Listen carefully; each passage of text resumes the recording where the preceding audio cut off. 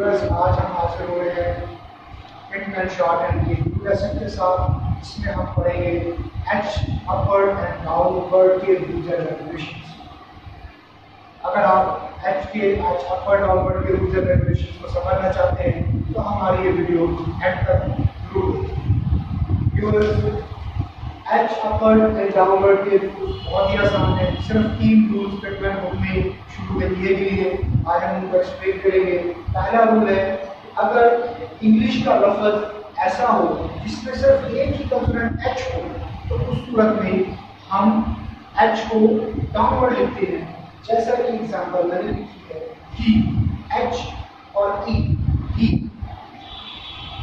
ऐसा वर्ड जिसमें सिर्फ एक ही कंसोनेंट हो और वो एच ही हो इंग्लिश के लफ्ज में, उस सूरत में हम एच को डाउनवर्ड लिखते हैं। व्यूअर्स, उसके साथ अगर एच के बाद के या गे का कंसोनेंट आ जाए तो उस सूरत में भी हम एच को डाउनवर्ड लिखते हैं। उसकी एग्जांपल मैंने जो मेंशन की है वो है हे और हे। उस सूरत में भी हम एच को डाउनवर्ड लिखते हैं। व्यूअर्स, इसके बाद अगर इंग्लिश का लफ्ज ऐसा हो जिसमें एच का कंसोनेंट भी मौजूद हो और वो वर्ड डेरिवेटिव भी हो तो उस सूरत में भी हम एच को डाउनवर्ड लिखते हैं।